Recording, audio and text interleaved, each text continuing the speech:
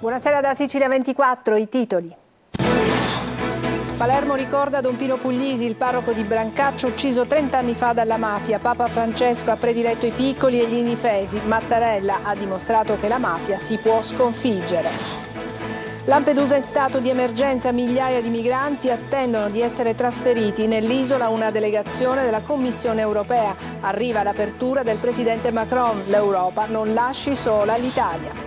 Contagi Covid in salita in Sicilia, ma nessun allarme sanitario. In arrivo vaccini aggiornati per la variante Eris, raccomandati a fragili over 65, saranno distribuiti gratuitamente.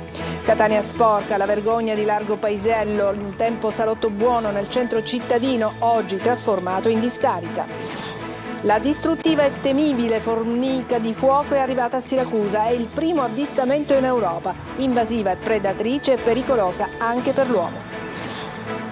A 92 anni si è spento il padre di Nel blu dipinto di blu, la canzone resa celebre da Modugno, ribattezzata Volare e amata in tutto il mondo. Vigilia di campionato per il Palermo che domani giocherà ad Ascoli, out Insigne, Corini si affiderà a Di Francesco, Brunori alla ricerca del primo gol in campionato.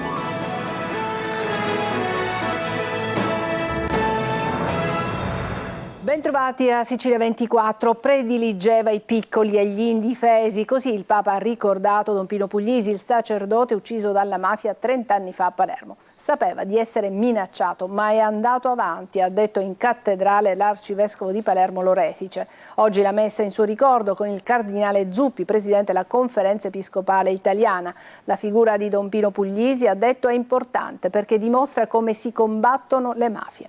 Marco Gullà. Sull'esempio di Gesù, Don Pino Puglisi è andato fino in fondo nell'amore, ha prediletto i piccoli e gli indifesi, li ha educati alla libertà, ad amare la vita e a rispettarla. Sono le parole del Papa che ricorda il beato Pino Puglisi ucciso dalla mafia 30 anni fa. Erano le 20:40 del 15 settembre del 1993, quando Don Pino, che con le sue parole stava scuotendo le coscienze del quartiere Brancaccio a Palermo, fu avvicinato da due sicari. A sparargli alla nuca fu Gaspare Spatuzza in bianchino, prima manovale dei boss stragisti Giuseppe e Filippo Graviano e poi pentito.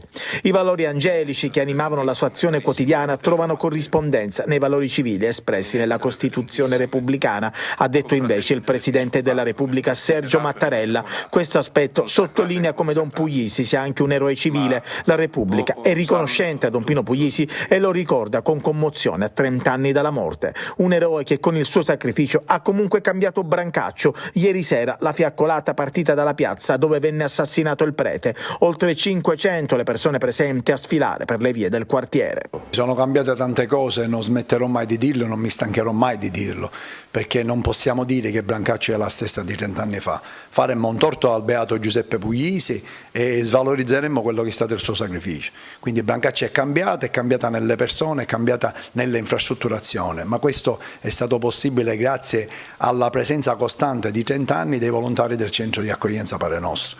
Quindi questo è importante dirlo e sottolinearlo, perché altrimenti i giovani gli arriva un messaggio distorto nel dire che ma dopo tutto questo impegno se non ho cambiato niente, ma allora perché mi devo impegnare? Allora meglio che vada a fare la sentinella, la vedetta della mafia e spaccio guadagnando 500 euro al mese. La solenne celebrazione eucaristica alla cattedrale di Palermo è stata presieduta oggi pomeriggio dal cardinale Matteo Zuppi, arcivescovo di Bologna e presidente della Conferenza Episcopale Italiana. Lampedusa in stato di emergenza, ci sono migliaia di migranti in attesa di essere trasferiti nell'isola, c'è anche una delegazione della Commissione europea e arriva l'apertura del presidente Macron. L'Europa dice non lasci sola l'Italia, mentre il ministro Tajani andrà in Germania e Francia. Giusy Lazzara. I trasferimenti e la disperazione per i migranti in fila dovunque, sui moli per imbarcarsi nella piazza Lampedusa per la distribuzione del pranzo. Per il secondo giorno consecutivo i volontari della parrocchia stanno continuando a distribuire pasta e bottigliette d'acqua alle centinaia di migranti che non si trovano all'interno dell'hotspot di Contrata Imbriacola, dove adesso ci sono più di 4.000 persone che chiedono cibo, un posto dove lavarsi e riposare. L'hotspot è super sovraffollato, le persone hanno dormito in questi giorni fuori dall'hotspot, operatori della Croce Rossa hanno anche distribuito delle brandine, però diciamo queste persone hanno dormito per strada, anche uomini, donne, perché i numeri erano molto più alti. Stiamo facendo di tutto per cercare invece di supportare i tanti minori soli che ci sono, almeno 300, ma il numero probabilmente è molto più alto, e le tante famiglie con bambini molto piccoli. E l'emergenza di Lampedusa arriva finalmente all'attenzione europea. Una delegazione della Commissione UE è in missione sull'isola per capire quale sia concretamente la situazione, in modo da predisporre gli aiuti promessi nei giorni scorsi. Arriva anche l'apertura del presidente Macron. L'Europa non lasci sola l'Italia. E il ministro degli esteri italiani ha annunciato un Consiglio dei Ministri e dice: l'Italia da sola non basta. Nella politica siciliana l'opposizione resta critica sugli interventi messi in campo dal governo. Siamo veramente al limite, non solo a Lampedusa ma in tutti i centri di accoglienza della Sicilia. I prefetti sono costretti a rincorrere l'emergenza con affidamenti diretti e temporanei. 1500 i migranti che verranno trasferiti nelle prossime ore. 500 viaggiano sulla Cassiopea diretta nel porto di Catania. E a Lampedusa non solo disperazione dei migranti, ma anche cinema con la rassegna Il vento del nord. Il cinema racconta la realtà anche in queste ore drammatiche, ma offre anche attimi di bellezza. Abbiamo sentito l'organizzatore Ciavarro. Giusy Azzara.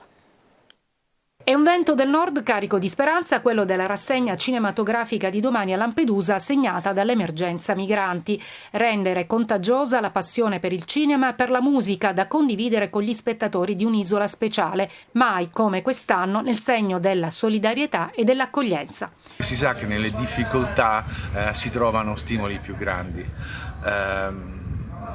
Niente, da domani ci sarà il cinema, ma il cinema come forma di arte proiettata su un'isola che sta vivendo questo momento difficilissimo, ma più che altro anche per distogliere un attimo la testa da questo enorme problema. Ogni sera ci saranno 2 film, sia seri, sia divertenti, commedie e anche cortometraggi, e noi speriamo perciò così di poter offrire degli attimi di bellezza e di alternativa al dramma del momento. 14 i titoli in programma, una notte bianca del cinema. Il tema delle migrazioni farà da apripista alle proiezioni con Battima, proposta da Emergency, ed Alice nella città, la selezione del Comitato Italiano dei Rifugiati. Ci sarà spazio anche per gli studenti liceali impegnati nei laboratori cinematografici e tanta musica. Contagi Covid in risalita in Sicilia. Il bollettino settimanale del Ministero registra un aumento dei casi del 44% rispetto alla scorsa settimana. Questo mentre il Ministro della Salute annuncia l'arrivo di nuovi vaccini aggiornati che saranno distribuiti gratuitamente. Francesco Triolo. I dati dei contagi tornano a salire. Chi pensava che il Covid fosse scomparso deve fare i conti con l'ultimo bollettino settimanale del Ministero, che segnala un aumento del 44% rispetto all'ultima settimana. L'incidenza sale a 52 casi per 100.000 abitanti rispetto ai 36 della scorsa settimana. Non è ai livelli della soglia d'allarme, ma è in salita anche l'occupazione dei posti letto, anche se tutto è sotto controllo. Dobbiamo sempre però prestare attenzione. Oggi sappiamo che ci sono delle terapie per questo virus, sappiamo che c'è il vaccino che ci protegge da questo virus.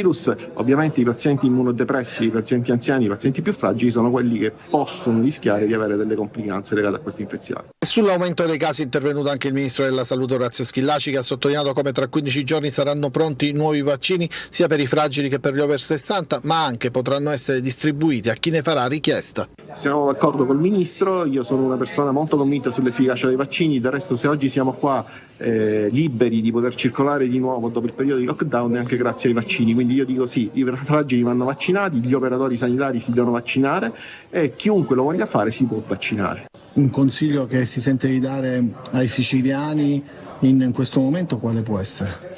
E allora sicuramente se siamo raffreddati, se abbiamo sintomi influenzali stiamo a casa. E proteggiamo noi e gli altri. Negli luoghi affollati sarebbe bene utilizzare delle mascherine per proteggere le prime vie aeree al fine di ridurre il rischio di diffusione dell'infezione.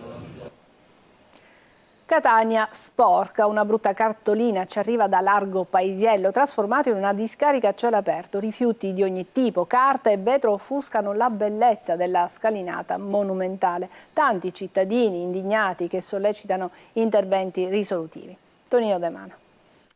L'acqua zampilla ed è forse l'unica buona notizia. Tutto intorno la bellezza della scalinata e della fontana in ceramiche e lava dell'Etna sono offuscate da un inaccettabile degrado. Largo Paesiello, un tempo salotto buono di Catania, è il simbolo di una città che ogni giorno è sempre più sporca. Sono tanti messaggi al nostro numero di WhatsApp 342 74 55 005 e sono tanti i cittadini indignati che alla vista delle nostre telecamere cercano un supporto per dar voce alle loro segnalazioni, il più delle volte inascoltate da parte degli organi preposti.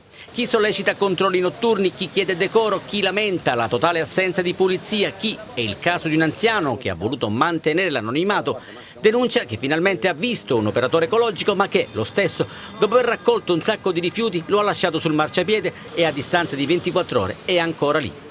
Un vero percorso ad ostacoli, la scalinata, un tempo monumentale, oggi monumento all'incuria. Catania è troppo sporca, c'è troppa spazzatura in giro, è un percorso ad ostacoli, quindi cosa bisogna fare?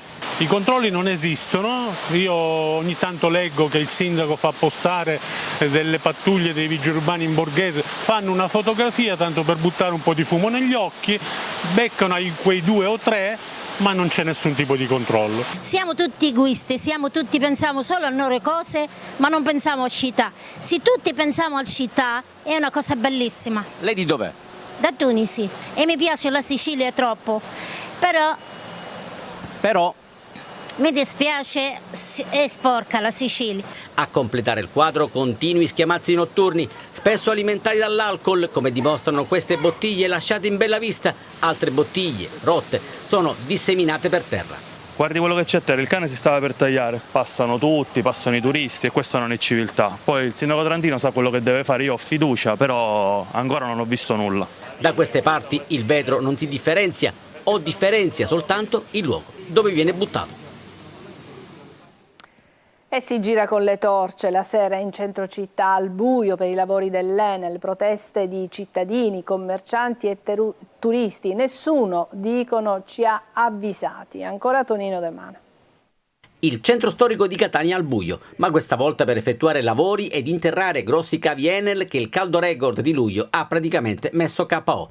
Interventi necessari per evitare nuovi blackout che hanno lasciato senza luce migliaia di catanesi alle prese con una delle estati più calde degli ultimi 2 secoli. Ma anche il classico cartello "Stiamo lavorando per voi", di fatto cittadini, commercianti e turisti in pieno centro, dal perimetro di Villa Bellini a Piazza Stesicoro, sono rimasti ancora al buio ed è polemica perché non ci sarebbe stato alcun preavviso. Attività non informate dei lavori ed neanche del distacco dell'Enel. Molti artigiani e negozianti hanno avuto grossi problemi. Ieri sera addirittura c'erano turisti che camminavano in pieno centro con torce e telefonini perché avevano paura. Minacciano esposti molti commercianti che ieri hanno dovuto far fronte ad una giornata da incubo. E siamo rimasti senza luce all'improvviso, senza nessun preavviso, quindi non abbiamo potuto fare il pane, il caffè, avevamo tanti turisti e quindi non abbiamo potuto fare niente, veniva, mancava, tornava la luce. Tornata la luce, in questo caso del giorno, il segretario della Confederazione di Commercianti ed Artigiani di Catania punta il dito proprio sui lavori che mettono in pericolo i passanti e che, in caso di pioggia, rischiano di creare forti disagi. Il basolato che è stato messo per i lavori vediamo che è stato messo più basso perché nessuno fino ad oggi è venuto a controllare questi lavori, causando dei problemi, specialmente che siamo di discesa in via Cappuccini, delle prime piogge, in quanto saliranno le piogge, dato che sono più basse, il basolato, saliranno sui marciapiedi. I lavori continuano in altre zone di Catania con la speranza che i disagi di questi giorni possano servire per evitare altri disagi come quelli patiti a luglio. Cade l'interdittiva antimafia adottata dalla prefettura di Trapani e la sorella della vivandiera del boss Matteo Messina Denaro può riaprire il ristorante pizzeria. Per effetto della pronuncia del Consiglio di Giustizia Amministrativa, l'imprenditrice potrà riprendere la propria attività in attesa della decisione del merito del TAR di Palermo. E adesso una breve pausa.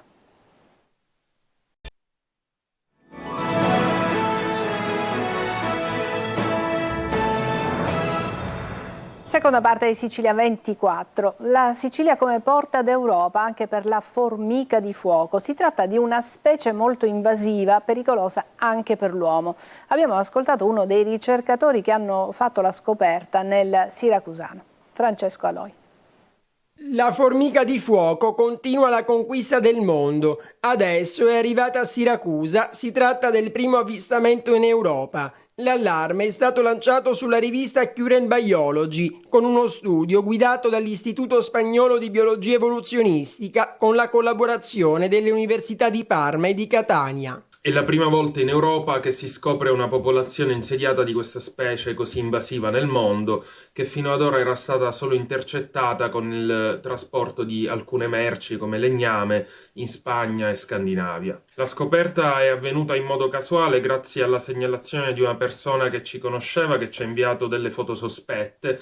Noi poi siamo andati a raccogliere dei campioni, ad analizzarli geneticamente e morfologicamente. Apparecchiature elettriche, ma anche flora e fauna. I bersagli di questa formica invasiva sono tanti. È un predatore generalista che non risparmia nemmeno l'uomo. Il suo veleno può causare anche lo shock anafilattico. Il nome stesso formiche di fuoco si riferisce alla dolorosità delle punture che è in grado di infliggere all'uomo e che possono essere pericolose per i soggetti più sensibili, quelli che sono già a rischio per esempio per le punture di api e vespe. Non è però facile purtroppo riconoscerla e distinguerla dalle circa 120 specie di formiche siciliane, quindi chiunque dovesse avere il sospetto di trovarsele davanti è invitato, noi facciamo un appello affinché faccia delle foto e queste immagini vengano caricate in piattaforme come iNaturalist in cui possono essere poi verificate dagli esperti. I ricercatori nel Siracusano hanno individuato poco meno di un centinaio di nidi, una situazione che preoccupa anche Coldiretti, che attribuisce la causa a globalizzazione e cambiamento climatico. In meno di un secolo la formica di fuoco, originaria del Sud America, ha colonizzato Australia, Cina, Caraibi, Messico e Stati Uniti. Ora è in Italia e la sua avanzata continua. A 92 anni si è spento in una clinica romana Franco Migliacci, produttore discografico, editore musicale, talent scout e paroliere di alcune tra le più belle canzoni italiane rimaste nella storia della nostra musica leggera, brani epocali quali Tintarella di luna, Fatti mandare dalla mamma a prendere il latte, Una rotonda sul mare e l'indimenticabile Amata nel blu dipinto di blu, realizzata nel 1958 con Domenico Modugno, che l'ha resa celebre, ricordiamo entrambi. Le prime parole che ho cominciato a scrivere sono state: di blu mi son vestito per intonarmi al cielo, lassù nel firmamento volare verso il sole, volare, volare felice, eccetera. Nel blu dipinto di blu. Mancava il volare o cantare. Io dicevo a lui: ma qui ci manca qualche cosa la canzone, manca qualche cosa. Una mattina mi sono svegliato, non so cosa dico, forse manca. Una canzone non solo celebre ma anche amata in tutto il mondo. Ci fermiamo per qualche istante e poi il calcio.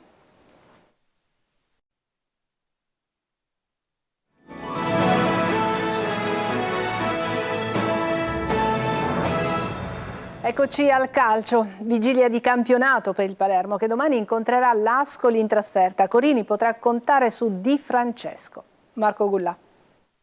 Pochi dubbi e tante certezze nonostante qualche giocatore infortunato. La strada che porta verso Ascoli è in discesa per il Palermo. Per il match di domani alle 14 contro i bianconeri allo stadio del Duca, Eugenio Corini dovrebbe affidarsi per 10/11 alla formazione che ha battuto 3-0 la Feral Pisalò, con l'unica variazione in avanti dove non giocherà Insigne, ancora alle prese con l'infortunio all'adduttore, ma ci sarà Di Francesco dal primo minuto. In porta giocherà Piacelli, mentre il quartetto difensivo sarà composto da Matteo a destra, Lucioni e Ceccaroni al centro e Aurelio a sinistra, con Lund che scalpita per entrare a gare in corso. A centrocampo il mediano sarà ancora Stulez dopo la grande prestazione fornita contro la squadra di Vecchi. Al suo fianco Henderson a destra e Segre a sinistra. Occhio però a Koulibaly, che in settimana si è allenato molto bene e potrebbe insidiare le scelte di Corini. In avanti, come detto, spazio alla Di Francesco a destra e Di Mariano a sinistra. Al centro dell'attacco Brunori, ancora alla ricerca del primo gol in questo campionato. battuto. Soleri partirà dalla panchina, ma è pronto ad incidere a gare in corso. Ora, il fatto che l'Ascoli, è vero che la prima partita a Cosenza ha avuto parecchi espulsioni, dunque è stata una partita fra virgolette di un certo tipo, dove il Cosenza tra l'altro l'aveva sbloccata nel primo tempo. Le altre partite anche a Modena, che il Modena aveva visto che inizia il campionato, comunque hanno perso 1-0, hanno avuto occasioni per pareggiare. Con la Feralpi hanno fatto una partita importante, tra l'altro l'hanno fatta in casa partendo in maniera molto aggressiva, dunque mi aspetto una squadra che vorrà aggredirci, che vorrà provare a spingere la partita in una direzione per passare in vantaggio. Noi dobbiamo essere bravi e a volte si difende bene anche col controllo del gioco, di conseguenza, a parte quando ce l'hanno gli altri, quando abbiamo la palla, la capacità di leggere quando potremo contrattaccare rapidamente o quando invece dobbiamo consolidare un palleggio per stemperare e rompere il ritmo della squadra avversaria, e su questo in queste 2 settimane abbiamo lavorato. È tutto per questa edizione di Sicilia 24, grazie per averci seguito, buona serata.